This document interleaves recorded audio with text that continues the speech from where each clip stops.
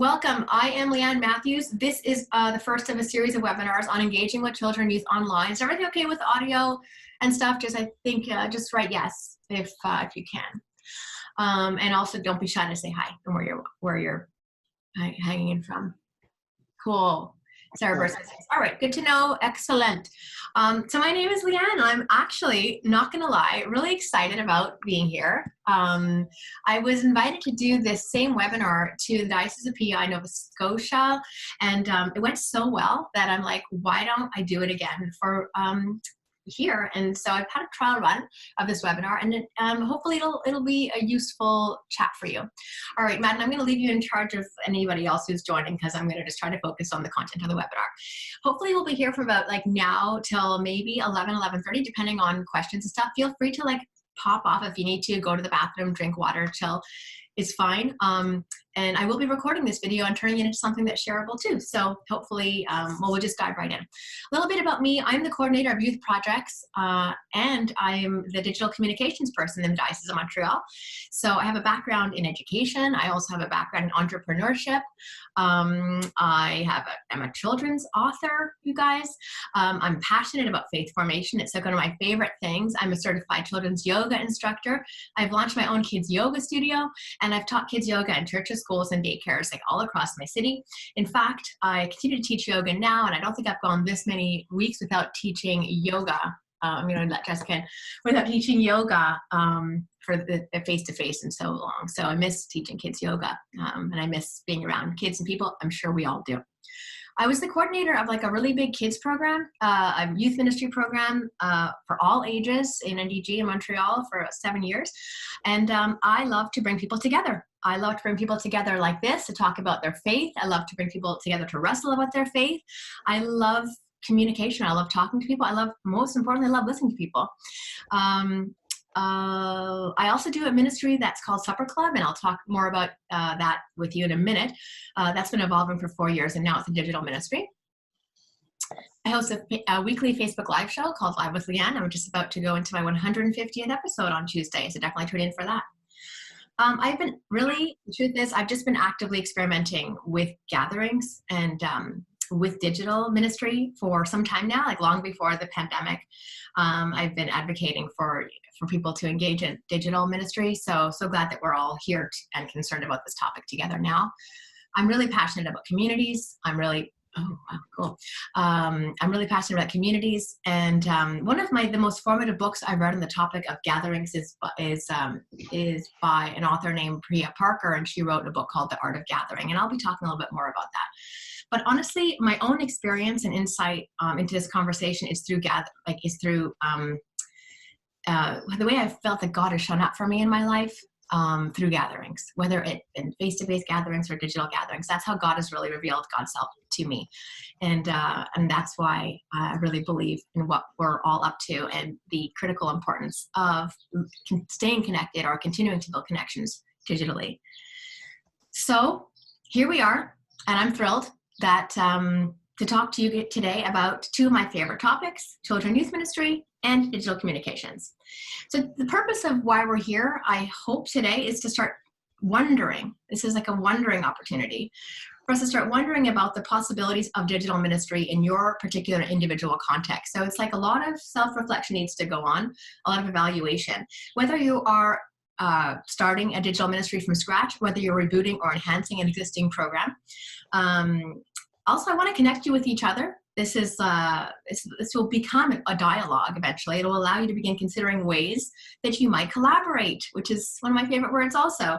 And I'm going to provide you with some ideas and strategies basically to support you on this new and exciting path. Please introduce yourselves if you'd like. Thanks, Madden. Yes, please introduce yourself if you'd like. Madden and I are co-hosting. Madden's here to moderate the chat and stuff. And so yeah, thanks for that, Madden. This is the first of a series of 6 Fridays, actually. So welcome to Friday 1. I'll be hosting conversations that will support and encourage the topic of engaging with children and youth online. I'll be partnering with Deborah Noonan and Hillary Bogart-Winkler from our diocese to bring this conversation to life. So welcome to week 1. I'm Leanne, and today I am going to be the host of this conversation and also the speaker for this conversation. I'm really eager to tackle this topic, and mostly to find creative ways to serve the most important members of our community, the kids, you guys. Let's give them our best, because that's what they deserve. All right, I'm going to begin with a little bit of storytelling about my experiences. And I want you to, as I'm telling my story, I want you to start imagining how these ideas that I'm sharing might apply to you in your particular unique and individual context. Some of us are in the States, I saw. Many of us are here in Montreal, which is great, and across Canada. So I mentioned to you already that one of the books that I most recently read that has really impacted the way I gather communities of faith. It's not a book for communities of faith. It's like a book about gathering in general, but Lord have mercy, if you apply it to your context as a faith practitioner, you will find it to be very helpful, I believe. It's called The Art of Gathering by Priya Parker. Maybe you could put that into the chat, The Art of Gathering by Priya Parker.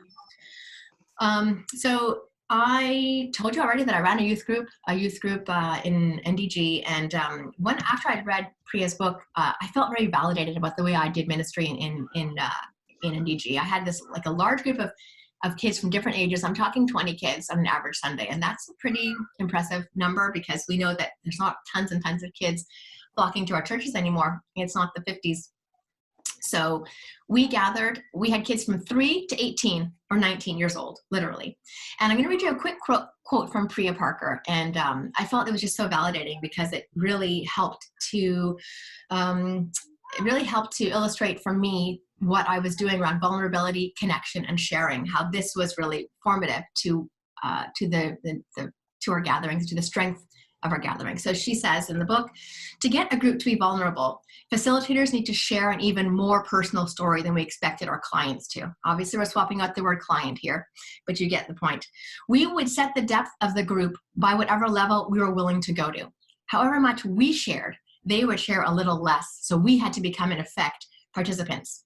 Now, for some people, this kind of throws our idea of leadership into the garbage, because we're like, leaders need to keep a stiff upper lip, always make sure that you're in control and in charge. But in effect, my experience was different than that. And Priya reassures us that your vulnerability helps to, and if you want meaning, connection, and you want people to be vulnerable because they have to share what's going on in their hearts around God, then you need to model that. So yeah, love that. And I would advocate you reflecting on that, and if you don't already, reflect on it more, because I think we could all use a bit more of that. Supper Club is another ministry that I've been working with for the past 4 or so years, and the heading I would like you to come away with is like course correction and knowing when to make one. So what's happened with Supper Club is evolved from like a ministry that was super it was based on like gathering in the morning. It was called Breakfast Club, and it was a small gathering. We did different experimental things around it. But more recently, it evolved to a thing called Supper Club, because I felt that the group needed to evolve, that it wasn't sort of growing fast enough. I felt there was a synergy between youth ministry and church planting. And so I started to think more about how we can be innovative and adaptive in our gatherings. And so I shifted Supper Club into Breakfast Club into Supper Club. We also did a book study. I'll read you another quote from Priya's book, which I think helped me to make that adaptation. What is the need right now around which I'm willing to show you my need and let you basically create something new together to mark, to witness, to invent? Start with the need. That's one, I think, for all of us. Start with the need. So not only the need of your community, but your need. There's an intersection between what you can give and what your community needs, and where's the sweet spot where you can meet that. So in my case, the need was to create a context for people to talk about their faith and their doubts, because along with faith comes doubt. To have ritual, to engage with scripture and prayer. It's like church. It was like church. People call it their church, but it's better because we offered food and opportunities for dialogue and conversation, right? So that's what Supper Club did. And we, we started this book club thing, which honestly there were not enough spaces around the table to accommodate how many people wanted to come and be a part of that thing. Of course, now we've had to adapt, and now it's a weekly digital ministry, and that's also been going swimmingly. We did a prayer course during Lent online and stuff. Hey, you guys, welcome. So glad that Gretchen's here too. So many old friends too, old friends in ministry from across Canada. Love it. All right, I also do Live with Leanne. Again, I want you to, as I'm saying these things, think about like how you can take this idea, make it yours. That's the point, and adapt it to your digital youth and children's ministry. Live with Leanne is a digital ministry that builds community through active listening, sharing the good news around as a model that could be employed in a number of youth group settings. As I was thinking about it, how could it apply to yours? Maybe some kind of podcast, or maybe your own live on Facebook with your kids. No idea, but that's the kind of wondering I want you to start doing right now. What attracts me to digital ministry personally? What attracts me is human connection. I did also some studies, both here on not actually on Zoom, but another platform. I did EFM on here, and it was super connecting. And I was like many of us are at the beginning, I was a little bit cynical, or a little bit skeptical, or a little bit unsure, and my heart was completely transformed by the possibilities for deep, meaningful, prayerful connections on here. So that was great. So that's what attracts me. I've had real meaningful experiences.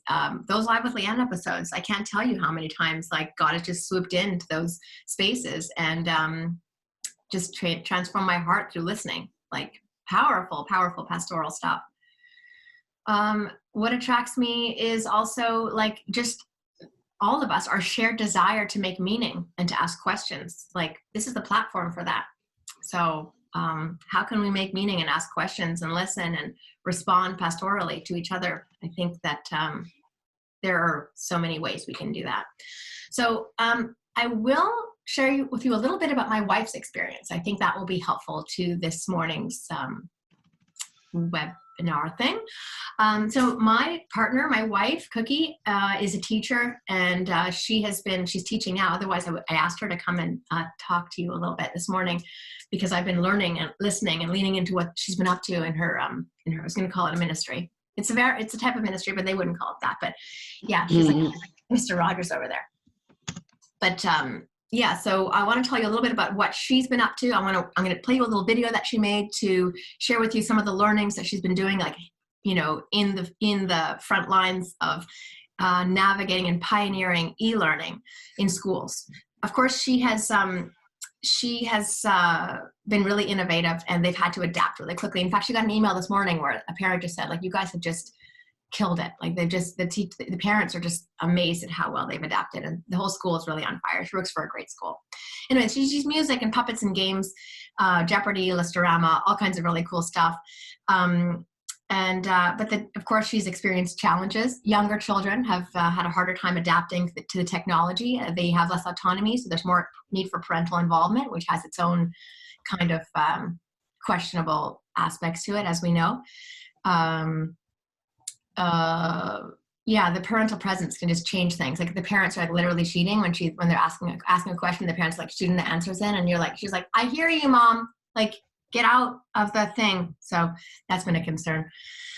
Some of the kind of advice you would say right off the bat is just start by teaching basic rules, short segments, and just like keep the boundaries clear. But Madden, if you wouldn't mind just playing that video for us now. I think it's like a 5-minute video, and shot it. For sure. Thanks.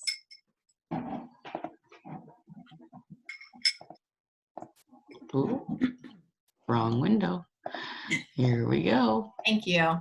You're very welcome. Doo-doo-doo-doo.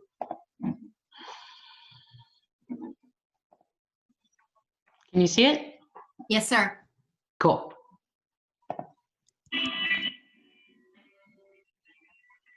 There's no more audio. There's no audio. There was at the beginning when it clicked off. Sorry? So there was some audio at the beginning, and then it stopped. Okay.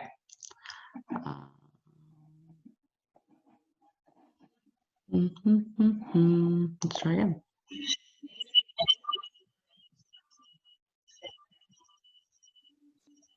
No audio. It's weird. You know what? Maybe I'll just do it today. Should I just play it on here? Hmm?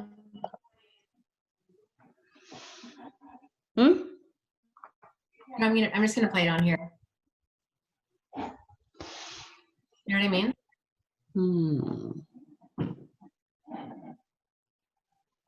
I can just play it on here. Yeah. Okay. Okay. Sure. I can put subtitles on here for. My name is Catherine Cookie-Juritic, and I am a teacher. Excellent. So you're also my wife, and as my wife, you and I have both been working from home these past 3 months, and I couldn't help but listen to you teaching in so many different and wonderful ways these past months. So maybe tell us about what grades you teach. Sure. I teach kindergarten, grade 1, and grade 2. Awesome. So today we're talking about children and youth ministry, and I just thought that you'd be a wonderful resource for this conversation since you have been in the front lines pioneering e-learning for the first time, you and your colleagues.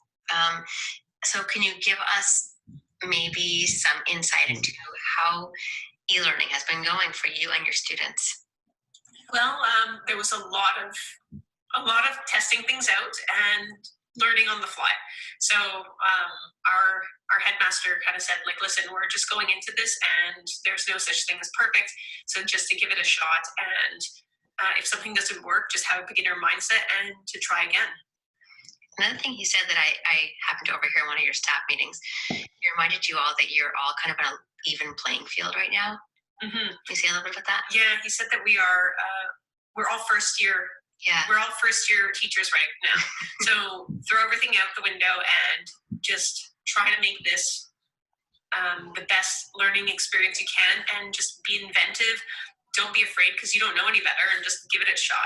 I love it. I love it. All right. So tell us some highlights of some of the ways that you've been interacting with your students. Just start with that. Sure. We are using Google Meet. I know other schools or other groups are using Zoom and Google Classroom. I'm not sure what else is out there, but primarily I think I've heard a lot of people using Zoom. We are using Google Meets as our online back and forth. It has advantages and disadvantages. We get to do live sessions with the kids, so little check-ins. We just recently started doing activities with them, so really it feels like school is what one of my students said to me, my kindergartners, just yesterday. It's like, wow, yeah, it's like school. I'm like, yeah, we're all interrupting each other. Yeah, okay. So it's they're enjoying that aspect. So we're using it to check in. We're using it for activities. In the grade 1 and grade 2s, I am doing more game-based. So I have Jeopardy. I was playing an art game. We've done categories, or what I like to call listorama, because they're like, what's a category? And I'm like, listorama. You make a list, orama, okay? And then they enjoy that. And they love getting points, and it's super, super fun. You've also used puppets. Oh yeah, I've had a few substitute puppets. So I would be off screen, and then my puppet would do the talking, although it really gets tiring on the shoulder. So I have to admit, you're really, really good at it. And I know you've been having a lot of fun, because usually when we're having fun, it means we're probably pretty good at it. What has been the most fun thing for you? Most fun? I think making the pre-recorded videos. I love that. It's like I'm Mr. Rogers, and Captain Kangaroo, and all the fun childhood memories that I have. I get to be that person now, and it's really silly fun. I just love it. I was able to be the morning message, so I was able to record the video for April Fool's Day, and it was super fun. And just yesterday, I was in the backyard filming my morning message for the next day, and I made a fake newspaper, and we just lost it. Oh my God, I'll show that video right now. Yeah, sure, you can show that video. Okay, so actually I'm going to show it right now. That video is epic, and it's embedded in the other video on YouTube, but that didn't work out. So let me show you that. It's worth your while. It's going to be the highlight of your day.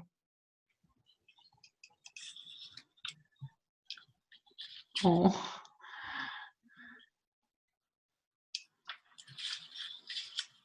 Hello, Jeremiah.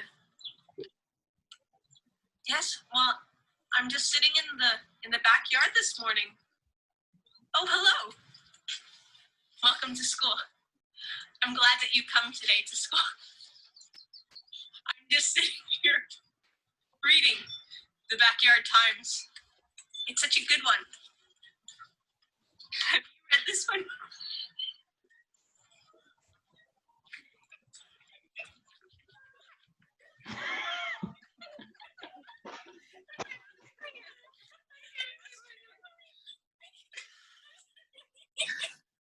So, yeah. Oh my God. That was that. That was the other video, and she gave us a few more tips, but I'll stop there. I know that I'm glad a lot of you are introducing each other, which is great, and there will be totally chance for that too. So I'm so glad that you guys are getting to know each other on here, because that's sort of part of why we're gathering for these today and for the other weeks. So yeah, so thanks to Cookie for putting together that quick video. I thought that would be insightful for us. Certainly, I think one of the most essential things to learn is that we are all green right now. I don't know if you've got 10 years or 20 years of youth ministry under your belt, but right now in this context, we're all pioneering something altogether new. And the beginner's mindset is essential for us to continue, for us to start building these relationships. So yeah. Anyway, it's fine. I think that worked out. That video is up on YouTube anyway, so I'll make it available, the one that with Cookie on it. All right, what do I hope will be the outcome of like an intentional, well-implemented digital ministry program? Well, I think that it'll be able to fill the gaps. I think that it will enhance our ability to know each other. I think that ultimately will let us know each other, let us know God, and to create meaningful, deeper relationships. That's what I hope is the outcome of an intentional, well-implemented digital ministry program. And I'm going to talk about the why and all that, and let's get at and how and get a little more concrete today. So the focus of today is more of an overview, and then in the subsequent weeks we're going to go into specifics around children and then specifics around youth. So today is the overview. Yeah. Thanks for writing the comments. And also, if you do have questions, feel free to put them there. Madden's going to be moderating that, and then I'll make a space for questions at the end, but definitely start putting them in now if something comes into your head, or even if you want to, I think Jean Danielle had a point. If you want to make a point, then we can also take read those later on. And the video Cookie is there. Thank you. Right. Awesome. Because that's like, I did a bit of editing on that video. But anyway, all good. I'm glad you guys are all here. Thanks for sticking with me. Let's dive into why should we engage with children and youth online? Why? Well, I don't know what you think, but the time isn't now. It was actually around 10 years ago, but here we are, and the church is always a little bit sort of delayed in terms of its response. We love tradition, we love history, so but now we've been forced into today, and so that it's we must do it. The digital revolution is well underway. We all know that. Kids have been using it for all kinds of reasons for a lot longer than now. The future is digital. Some of us resist it. Some of us have anxiety about it. I get that. Some of us are fearful. Some of us actually in denial, saying like, oh, it's bad or it's going to go away. It's not. There's no stopping it. This is happening. We all knew this all prior to the pandemic, right? That Anglicans in particular have been dealing with denominational decline, that we likely won't even have a future beyond 2040 if we don't make some radical changes.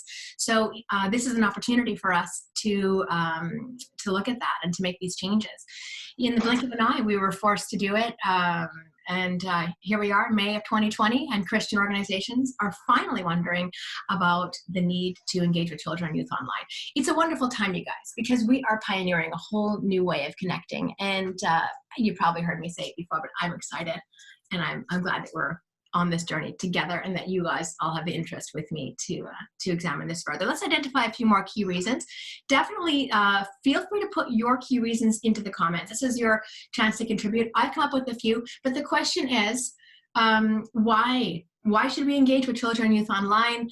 I'll put mine, you'll put yours. There are a million reasons. Let me get going. It's how kids learn. First of all, it's how kids learn. It's how they've been learning. They've had an iPad since they were in utero, so they all know what's up with how to engage online. I shouldn't say all, because obviously that's a question of privilege, and we will address that when we talk about some of the pitfalls. But they have many children, particularly, here in the developed world, many children have access to some type of digital device. Yes, I love those comments. We will get to them in a second. So when we use technology, I would argue that it's actually the most empathetic way to respond to kids, because it's probably their favorite way. One of their favorite ways. I mean, they love being on here. So let's meet them where they are, and that's often online. We can reach more people. That's how we should do it. We can reach more people. We can connect with more kids who may not have been able to ever come to church for a whole bunch of reasons, maybe for physical limitations, maybe because they have anxiety about going out, maybe they didn't feel like it, maybe they're too shy. Like, I don't know, but we can reach more people on here because, yeah, we just can. It's efficient, you guys. It costs less money, less supplies, less setup, less cleanup. Those of us who've been in, practitioners of this work, we know it's a lot of work to get in there, set up a program, get the craft ready, have everything cut and prepared, have the glue, clean the glitter. Oh my Lord, you all know what I'm talking about. This, you don't have to do that. You can make crafts happen, but the parents have to do all the heavy lifting. So it's efficient. And it's also less environmental impact if you, because you don't have to travel where you're going, and you might potentially use less material. It's safe. It alleviates some of the safe church concerns. But we will talk about pitfalls around that, because of course there could be safe church concerns on here too.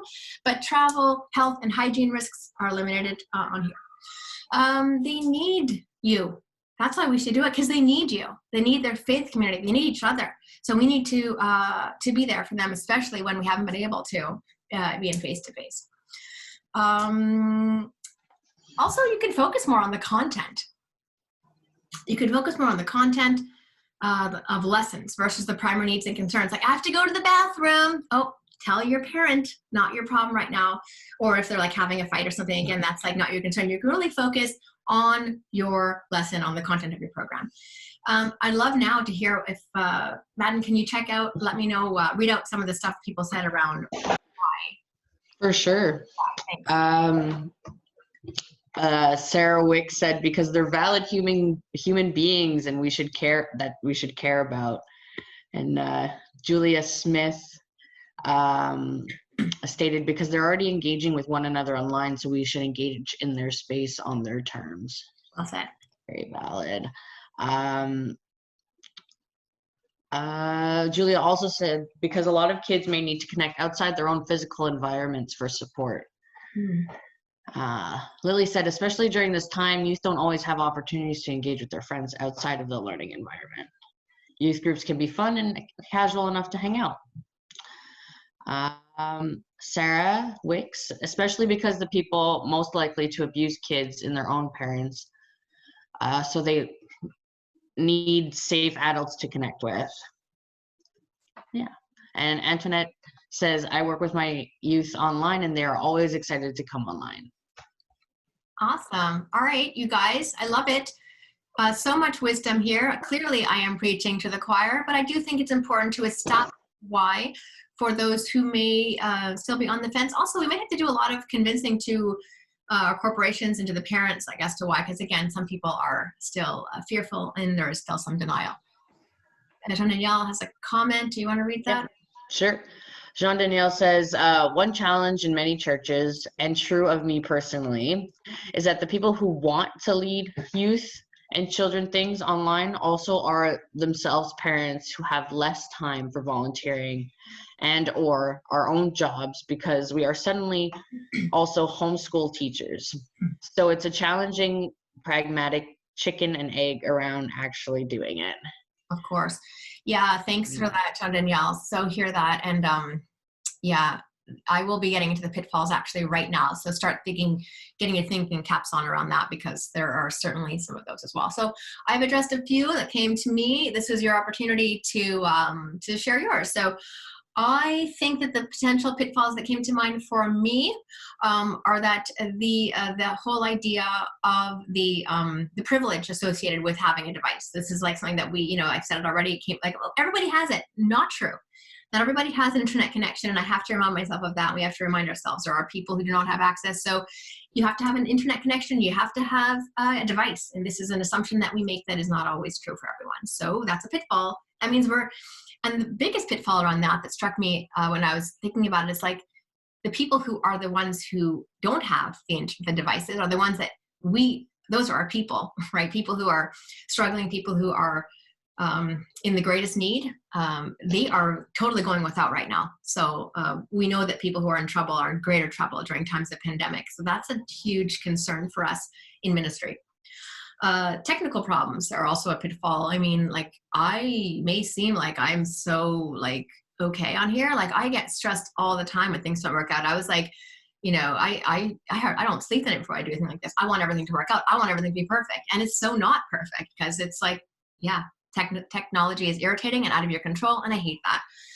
Navigating new tech and supporting others, like all that is a pitfall. It can be a pitfall if you don't have a gift for that stuff. Yeah. Stress and learning curve concerns, probably the same thing. Safe church issues regarding dress code, nudity, or partial nudity. Okay, you guys, this is happening. People are just not, are sometimes showing up at these things without clothes on or partially clothed, not okay. And this needs to be clear around, like, there needs to be some kind of like conversation around how to show up. Like you have to have your clothes on, you know, and kids are like super great and everything. And they're just like, you know, and this is happening. I'm telling you, this has been happening to her. Like they don't always have the clothes on. So yeah, pitfall.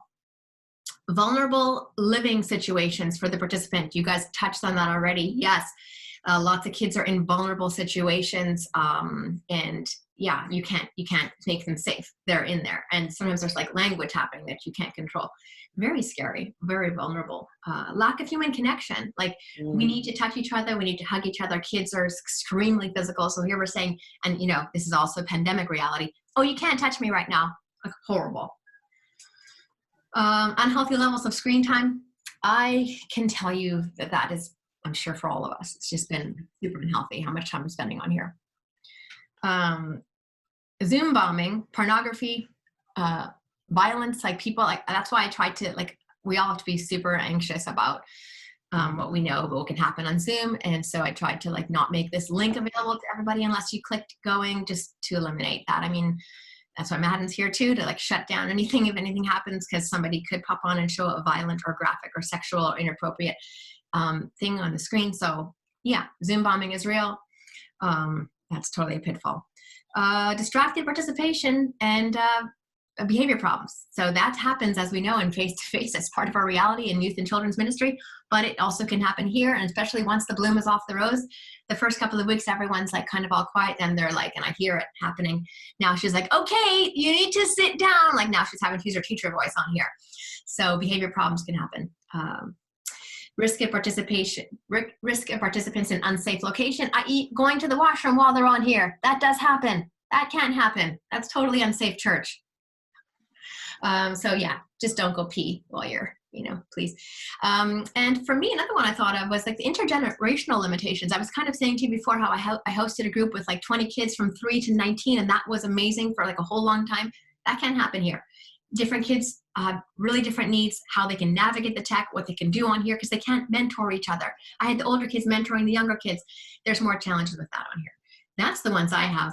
I can't wait to hear what you have to say. Madden, let me know what they're up to. Cool. So to go back to what you were saying at the beginning, Mary was saying it gives them a chance to end the week or begin the week with some faith grounding. Donna goes on to say, particularly with teens, this is a time in their life when social development is huge. Often their friends play a more important role in their lives than their parents. Very true. Yeah. And Julia states that the most vulnerable don't have access and are falling through the cracks during COVID especially. Jean Danielle also states that privilege around craft supplies, for example, if we share project ideas without resources, that's tough too. Total. Yeah. Julia comes on and says, oh, we'll let someone in. Online sexual exploitation is on a rise as well, and some don't understand this. This is a real issue because there's no physical contact. Right. Yeah. And Jean Daniel states, schedule challenges. A lot of our families only have one device, so it can't split up. For example, kids with me and their parents, an adult Bible study. Lily says there's a lot of people who are getting zoomed out. They get anxious about meeting with lots of people several times a day, and they feel overwhelmed. That is a case I find I face too. And Jessica, we do not need to do this on our own. We have the opportunity to share our knowledge and build something together. You guys, this is why these conversations are so amazing. Like everything you said, yes to that. And thank you for sharing those thoughts and ideas. Like together, they just make for a great salad. It feels like we're just about to eat a great salad, like with all the good things, like sunflower seeds and stuff. And yes, Jessica, we don't have to do it. We are together, and that's sort of this. Like I said, this is like week one of a whole series of weeks where we can hopefully come away from this recharged and collaborating, so that we don't have to take it on all ourselves. There's no reason for us to do that anymore. There's like nothing stopping us. Like physical limitations don't stop us. So here we are. Thanks for all those potential pitfalls. I'm sure there are a good million more, but we need to continue to think about that as we navigate this new way of connecting with our youth. Sarah Wicks also says, but on a pandemic level, we also need to support people in higher up positions. She actually said pragmatic. Pragmatic, yep. But, you know, pragmatic, yep. Pandemic, basically the same word. Same.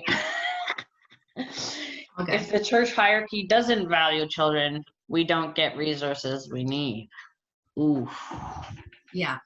Well, we are here because we are all examples of how the church hierarchy does value children, because we've been given permission to do this and to yes, Mary says you're doing awesome.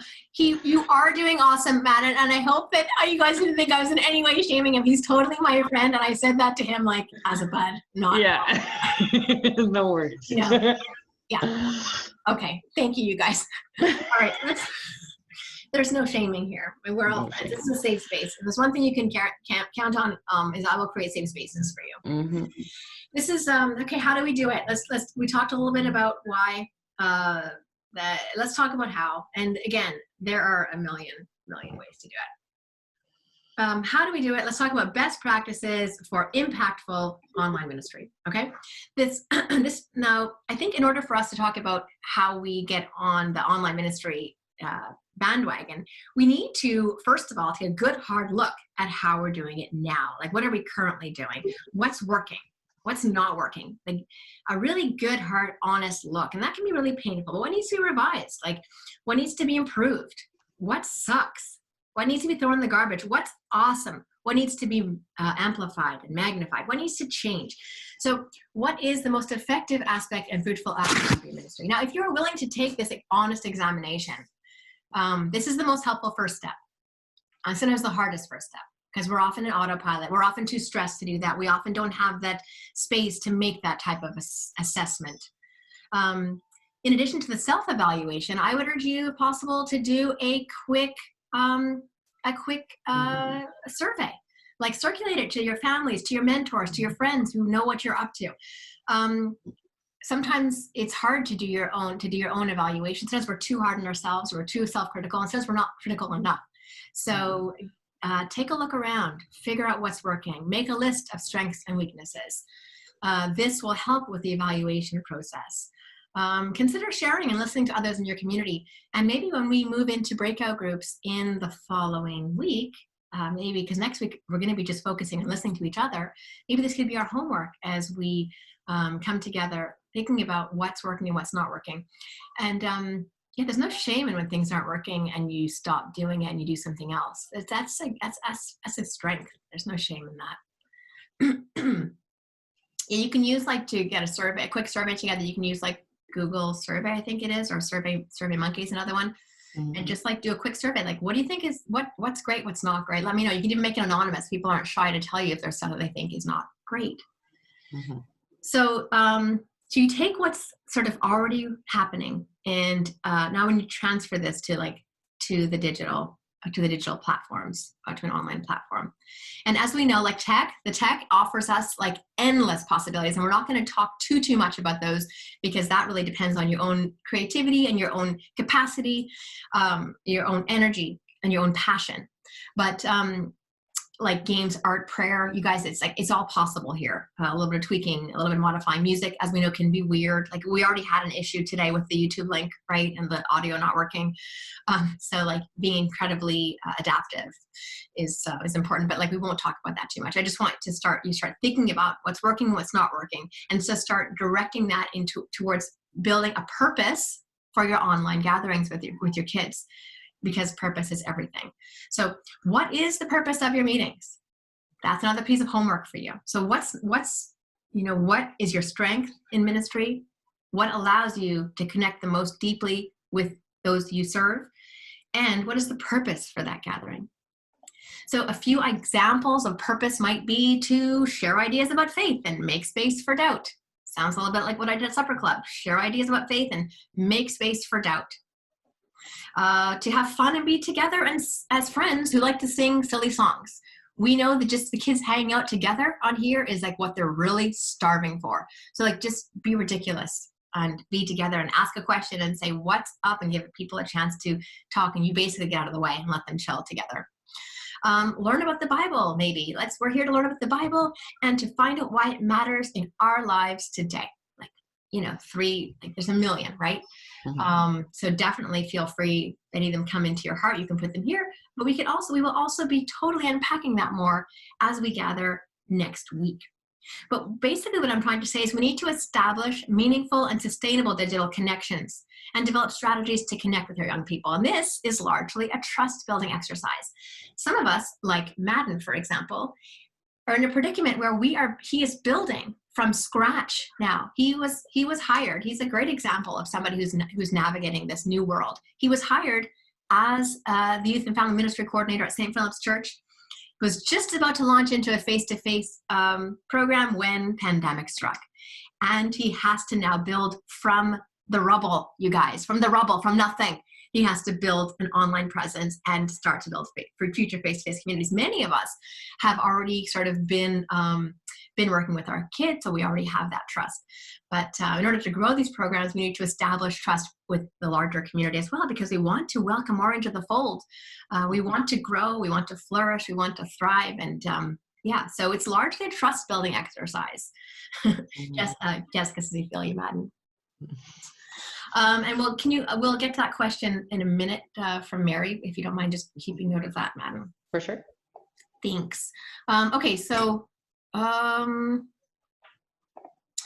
so you have to convince the families that like you are worth their time. There's like right now we're saturated with online stuff. We're all kind of like trying to pull away. So now the competition out there's so much of it in terms of digital opportunities.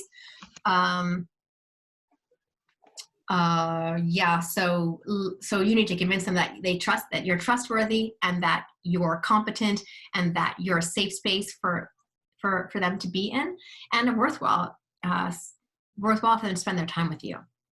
Mm. So it's more than just scheduling a Zoom sesh, as you know, anybody can do that. Go to Zoom, it's free, 45 minutes. You can just grab it and say, here you go, show up on Zoom. That's not going to work. It's not going to happen.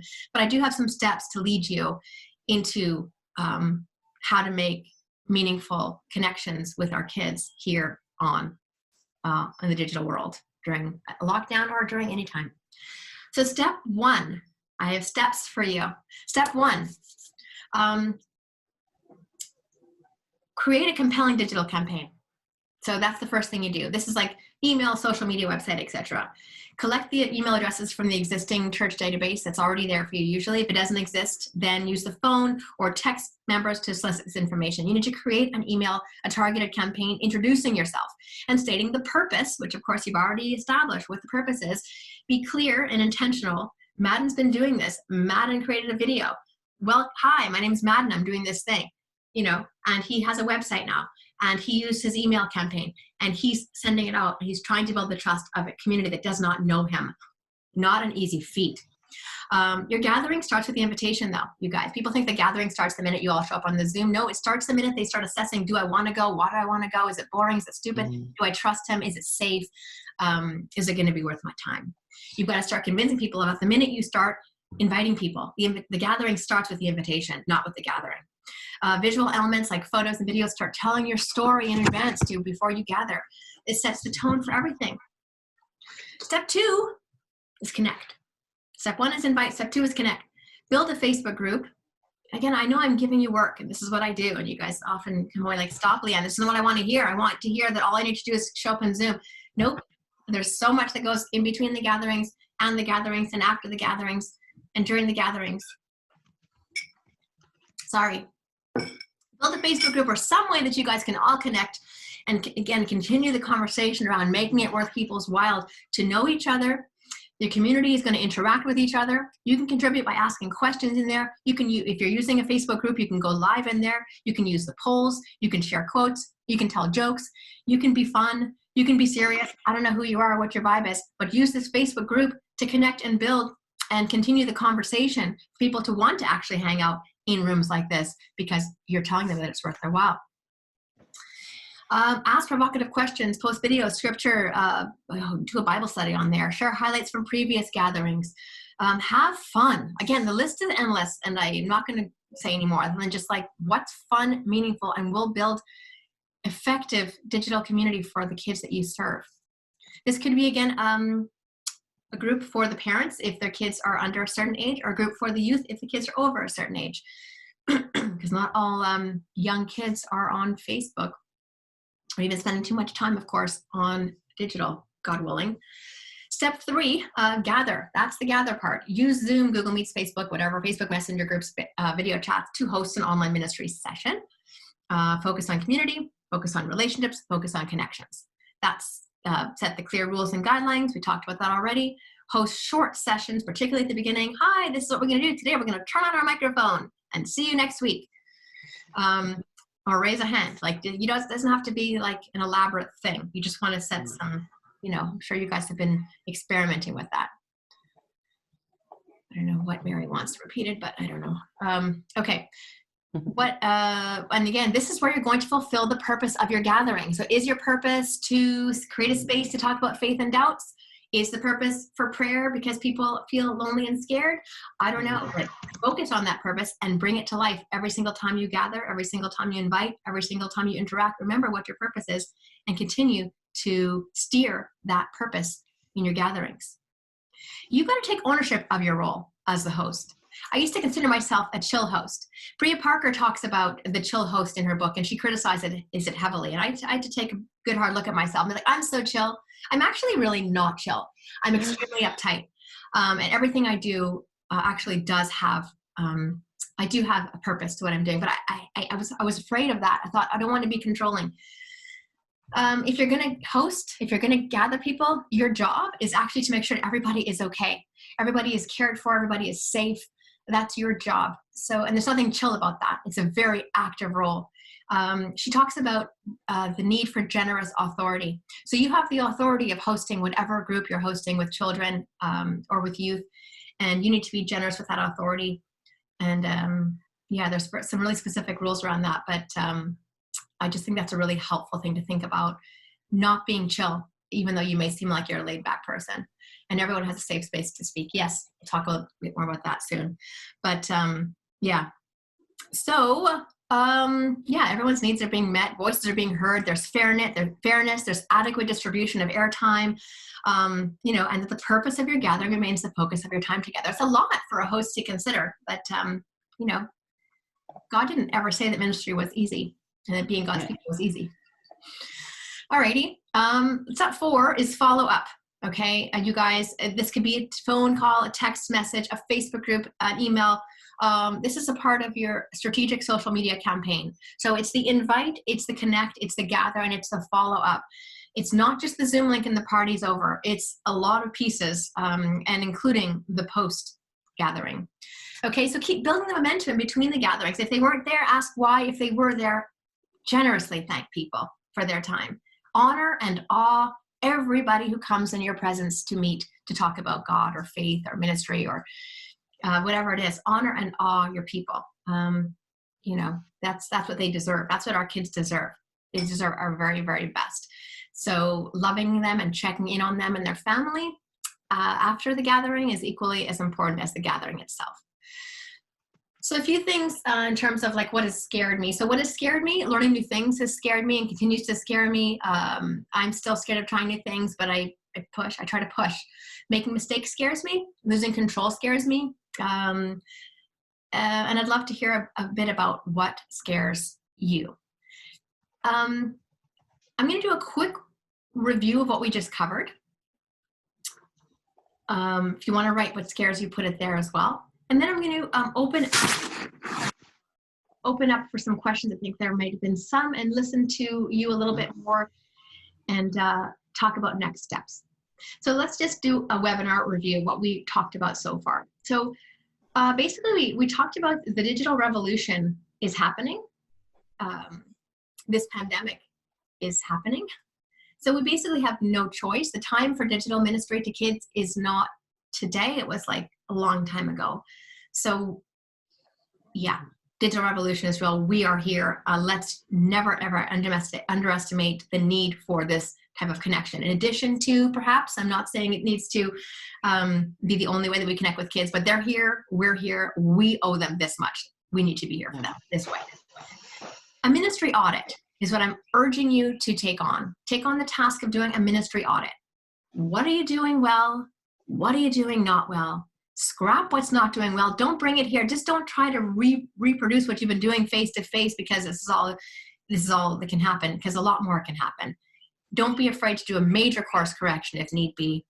Show up online with the very best of what you have to offer. Figure out what's working and what isn't, right? And just take what is and do it better. Gatherings must be purposeful and well hosted. We talked about that. Be generous with your authority. Relationships and connections are crucial for all ministry, but in particular for online ministry, where we don't have the ability we don't have body language, we can't touch each other, we can't lean in. So the need for our relationships to be strong, our connections to be strong, are even more essential here. So we need to be really intentional about communication practices in digital ministry. And that is what we've talked about already. Madden, I would love it if you could just take a look back and see if there's any questions. I'd love to hear what's on your hearts around anything that has scared you, or any questions that you have for the group or for me or for Madden. We can go back to what Mary's question, and she said, how do you address the kids who don't want or feel comfortable on screen? Yeah, I love that. I actually saw it happening here in my home during, with online teaching, and I was like, oh crap. We all have met kids who have like selective mutism. That's a real phenomenon in childhood.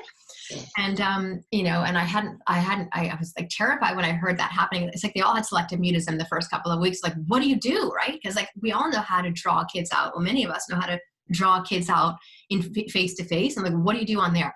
So I kind of like panicked when I heard it happening. I've been eavesdropping a lot because I'm really curious about learning to see how she's been doing it. And basically she waited, and now they won't stop. And even the kids who were like really, really shy, they ended up talking. But I did see somebody write, totally just feel free to mute yourself. And to mute your video, it should always be optional.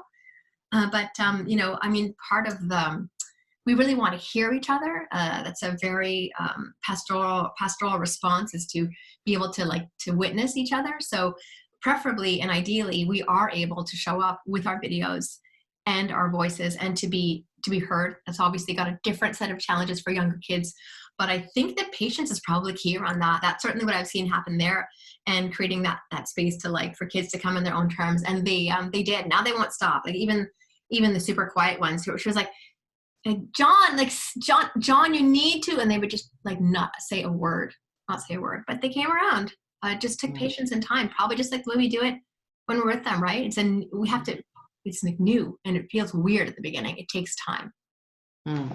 She goes on to ask, not so much them talking, but won't get on screen. Yeah, I guess that should be a choice, you know? Yeah. Right? I mean, again, ideally we want to witness each other. That's like a really powerful spiritual experience for us to see and hear each other. But that's certainly a choice. And I guess you could also have a communicate with the parent and say, would you be willing to show up? I'm not sure how old the child is, but maybe with the parent, that could be something that would create less insecurity for the child. I don't know if that helps. Anybody else have any ideas around that? Feel free to comment. Sarah Bird states, I use the statement brave space instead of safe space because we can't always know how people are coming into our spaces, and we may be triggering and what may be triggering for them.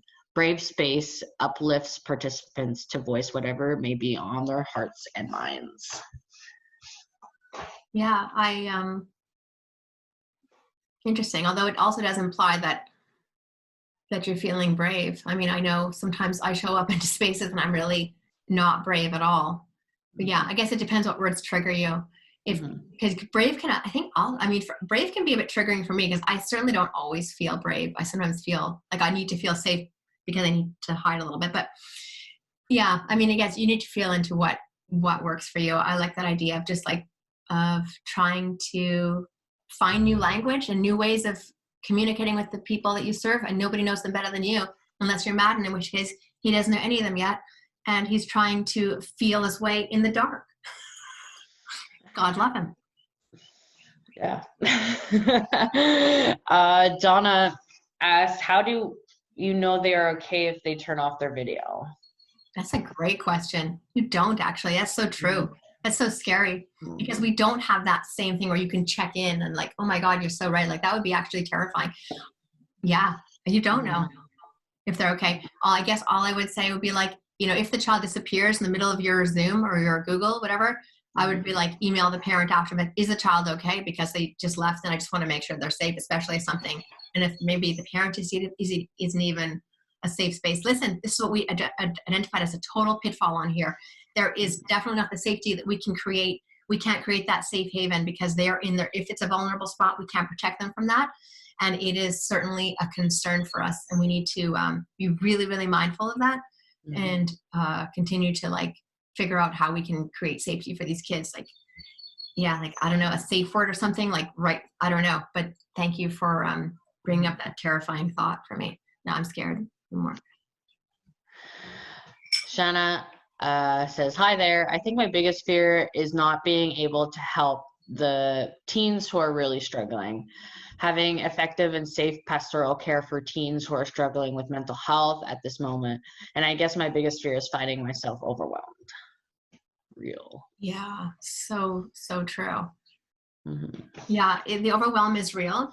There was an expression, like the digital overwhelm was like a thing that, I've talked about even prior to pandemic. And now it's like crazy. People have written to me, they're like, can you stop doing things online? I just don't want to be invited to another thing. And I'm like, these are like friends in ministry who are, and I'm like, I hear you and I'm sorry. Like the goal is certainly not to overwhelm people. And the goal is certainly for us not to get overwhelmed. And this is like our balance, I think, for those of us who are in ministry to like give as much as we can without losing everything and then us falling into the garbage. So we just need to be so careful with our own personal like downtime, our prayer time, and getting the support. Like hopefully this feels like a supportive space. It's like not another thing for you to do, but a place for you to come and say like, okay, I need help. Let's collaborate. I can't do it on my own or whatever. That's why Supper Club is great. Oh, thanks.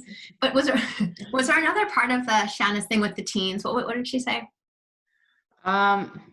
Is not the biggest fear is not being able to help them.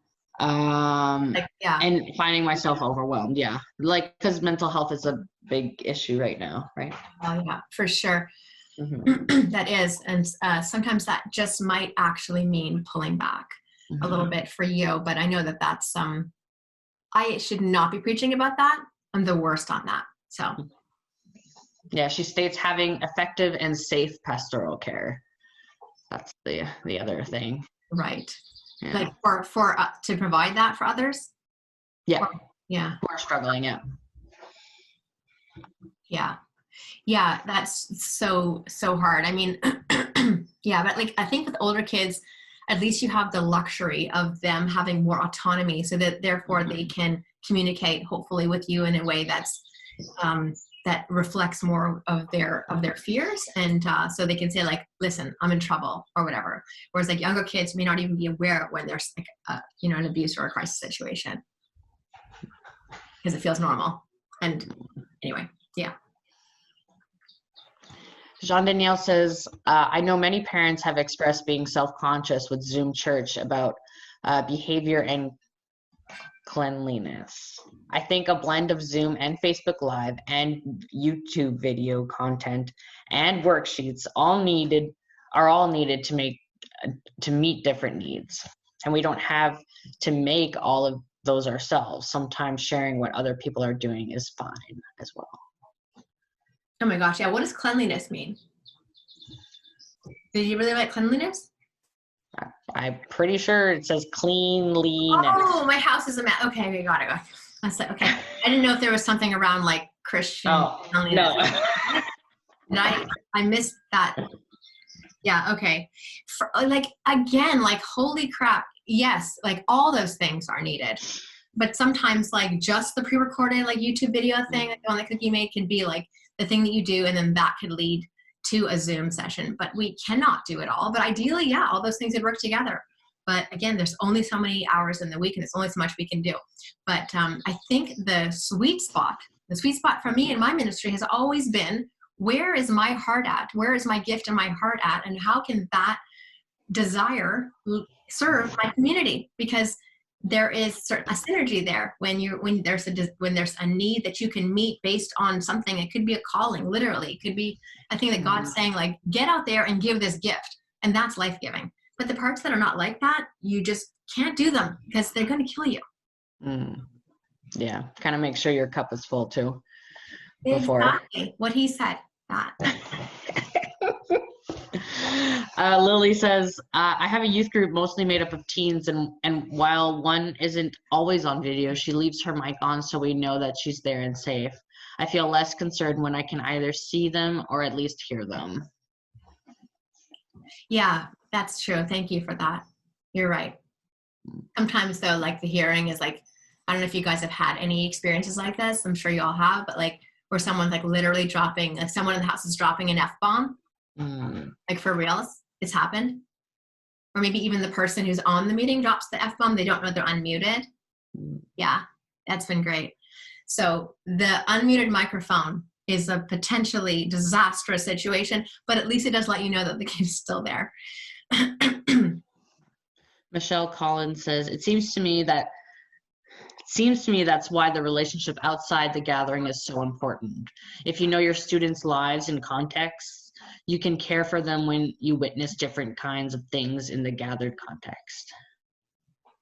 Right. Yeah, absolutely. And this is why I think, and I don't underestimate the ease that we, for example, transitioned face-to-face supper club into a successful digital ministry, because we had built the trust, we had built the relationships, we knew each other. Although we did welcome we have been welcoming a few new people, newcomers who were not a part of face-to-face, but it certainly is easier to translate a gathering that you've been building based on face-to-face relationships into a digital one. In some ways easier because of that exact thing. That's definitely helpful. For sure. Sarah Wick says, my biggest fear is kids not being able to authentically talk about their relationship with their parents and safety because they are there. Oh my God, that's such a good one. Yeah, keep writing your fears. I want to hear what stops you, what limits you, what scares you, and I want to know just more about what might be hard for you. What's the challenge? Write a few more of those comments if possible.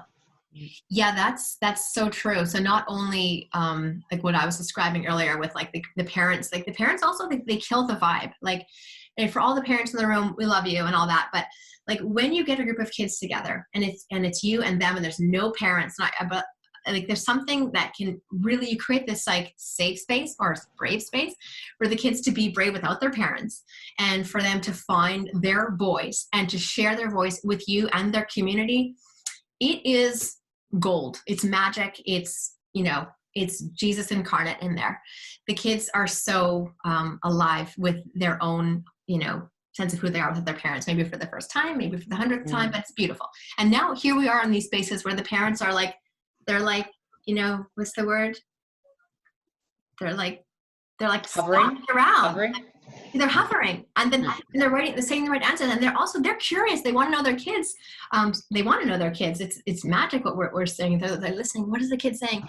It's like it kills the vibe. But then worst case scenario, it's what you just described, where there's actually danger to the children and they don't have access to share the danger from the parents. So certainly a pitfall of this is that we can't create the safe space where they're actually protected and can share. Totally, yes. And I don't think there's really any way around that. Sometimes the parents, though, can also lend a hand. I know that you can be like, this kid needs help with the tech. The kid needs help needs a snack, or needs to go to the bathroom. They need their parent to like intervene and do the stuff that you can't do for them. Christy Moreau, my house may not survive this pandemic. Ha ha ha ha. Too much school and work and everyone home all the time. Too real. Mary says it shows you are human and we are alike more than we know. And she says, can you talk a bit more about Supper Club? I am intrigued. Sure, I will quickly. Supper Club is a ministry that we do. It was a face-to-face gathering. We ate supper, drank wine, and had a conversation. It was a conversation-based ministry. There's prayer. There was elements of worship. People from very, very various Christian backgrounds, those who don't identify as Christian but who have curiosity about Christian faith, show up, and we wrestle about faith. People are safe there to say, like, this part of the scripture is really I struggle with this part of the scripture. It doesn't make any sense to me. I love this part of it. We use Rachel Held Evans' book Inspired to basically unpack the conversation. It was like a book club sort of thing, but it's been many different things. And I think the strength of Supper Club is that it adapts on a dime. If like the membership is growing, we're like, oh, we're on to something. We're gonna ride with that. Membership is dwindling. We're like, we clearly need to do a course correction. So I've been re-evaluating Supper Club, I think for around 4 years now, constantly re-evaluating, changing the space, changing the context, changing the conversation. Many members are the same core, and we will keep on introducing and welcoming new people. It's cool. Is that all, Madden? Did I say it right? Yeah, pretty. Yeah, someone asked for adults then? Actually, it's for adults and their kids. So it is. It used to be for people who were leaders of children and youth ministry. We don't have a lot of those in our diocese. We don't have a lot of youth programs in our diocese. So I'm so happy that so many of you are here today. We don't have millions of it. So so that kind of was the demographic was too limited. And then it just became like a support for children and youth ministry, those who were curious, and that just became a ministry to families. So there's like a number of kids who come with their parents, just always stuff for the kids to do. Kids love the conversation part. They love sitting around the table when we do like our big intense conversations, the prayers. Like I'm talking 25 people around a table with wine, their kids, and conversation and candles. And I don't know if that sets the stage for you, but it's a beautiful thing. And kids are welcome at that table. And food, always food. Lots of food. You gotta feed the people. I saw somebody else wrote that about the supper. Mm-hmm. You gotta feed people. As Marilyn says, for the Supper Club, if you had no more space at the table, maybe this pandemic gives you the opportunity to build a hybrid model according to the needs and desires after this pandemic. Yeah, let's talk about that more. I love that. I love that idea. I mean, yes.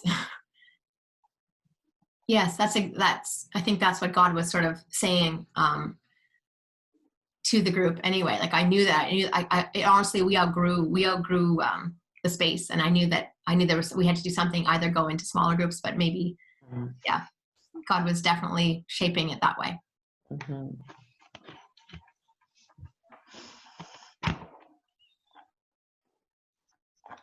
People have slowed down on the comments. All right, awesome. Okay, you guys. Brilliant. Thank you for sharing some of your thoughts. Thank you for sharing your fears. Thank you for sharing your wisdom and your insight. There is so much wisdom and insight in this room already. And I do want to hold on to you for a moment longer, because I want to let you know what I have in store for you for next week. And I want to let you know what I have in store for the subsequent weeks. As I said, this is the first of six weeks. So 5 subsequent weeks where we will be gathering at this time. Next week, we're going to all have our microphones on and all have our videos on. Maybe we'll be in breakout rooms depending on how many. But I want us to start thinking about some of the questions we talked about today. I want us to think about ways that we can collaborate so that we're not all doing our own thing on our own, feeling overwhelmed and not knowing, like, not wanting to do one more thing because we can't handle it. And I get that. So awesome. Thank you, Mary. Talking about the Diocese of Niagara having a similar thing to Sepulchre Club called the Table for 19 and Up. Awesome. Very successful. Cool. Yeah. So this is week 1. Next week is just about you guys listening to each other, maybe in breakout rooms, maybe all together, depending on how many. Again, as you share similar dilemmas at Sepulchre Club. If there's too many of us, we have to break out, but I want to hear from all of you. Mm-hmm. And I can, if this at all help, this will be available. I'm gonna like make this into a video thing, and you can watch it again. But I want you to start percolating on some of the questions we had around, like the audit, what's working, what's not, the purpose of our gatherings, and maybe when we come together next week, we can put ourselves into groups based on some of our similar interests and based on our purposes. So if we can share that next week. And you can invite other people into this conversation. You don't have to come to every single one.